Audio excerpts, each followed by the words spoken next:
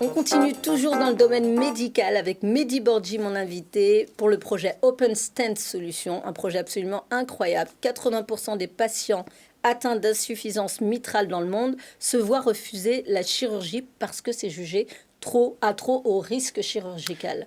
Exactement. En fait, aujourd'hui, quand on est une personne qui a atteint d'insuffisance mitrale, ce qu'on va proposer, c'est une chirurgie, parce que c'est on va dire, la meilleure solution pour avoir un traitement à long terme qui soit efficace et optimal.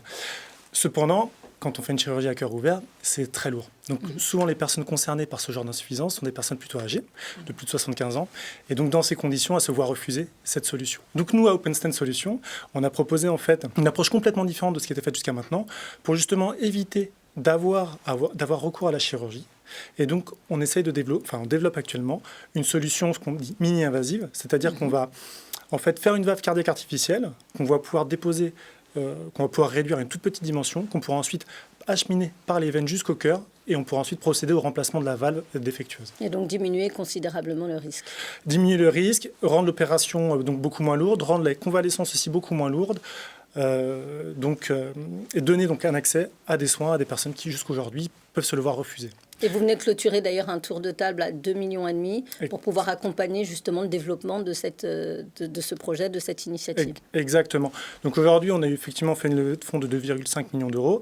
Donc on a la BPI qui nous a soutenus, on a aussi des fonds d'investissement privés comme Business Angel Santé et Bien Angels. On a aussi des investisseurs particuliers qui choisissent de participer à cette aventure.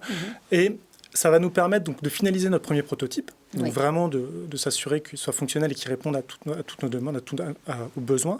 Et ensuite, on va devoir l'optimiser et ensuite faire toute une série de vérifications et de validations qui nous permettra de le présenter au régulateur. Et alors, vous êtes une entreprise française. Ah oui. Vous arrivez encore à lancer des choses absolument incroyables. La France existe encore dans le domaine médical. Oui, et la France représentée donc par la Picardie et en particulier à Amiens, parce que c'est une société qui a été développée par un chirurgien cardiaque, Doron Carmi, donc qui est du CHU d'Amiens.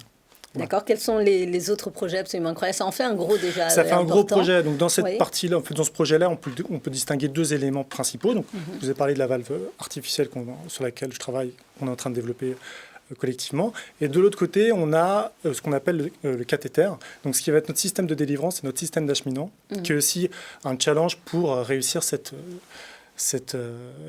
prouesse technologique. Une vraie prouesse technologique d'ailleurs. Comment le monde médical vous regarde et attend cette réalisation qui peut changer énormément de choses? Alors il y a beaucoup d'attentes, et en particulier sur notre projet, parce qu'il propose quelque chose de vraiment différent par rapport à ce qui est fait aujourd'hui. Donc il y a beaucoup de concurrents, on n'est pas les seuls à essayer d'améliorer cette situation, mais c'est vrai qu'on sort vraiment des sentiers battus, on apporte vraiment un nouveau paradigme qui nous permettra, encore une fois, l'idée c'est d'essayer de miniaturiser au mieux le transport de la valve, et donc là on essaie vraiment d'atteindre une réduction de taille très très importante, plus importante que ce qui peut être proposé par d'autres sociétés. Vous essayez, mais vous êtes plutôt confiant, j'espère. Oui, on est confiant, on est en train d'avancer et on progresse bien. Et on vous souhaite de réussir pour nous tous, finalement, parce que c'est quand on parle de 80% des patients qui sont obligés et de ne pas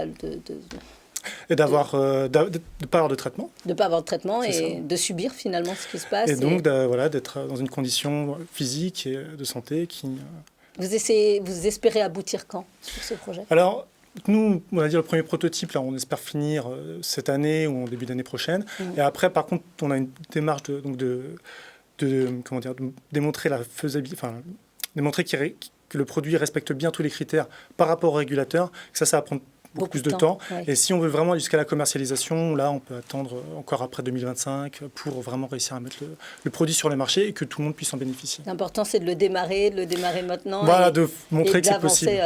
Très sereinement et sérieusement pour offrir cet espoir à beaucoup de gens. Merci beaucoup pour ce beau projet que vous êtes venu nous présenter, Mehdi Bordji. Donc, vous êtes responsable du projet Open Stent Solutions. Merci. Merci de nous avoir suivis dans cette belle émission qui nous a proposé beaucoup de beaux projets. On se retrouve très vite pour un nouveau numéro de Demain la Tech.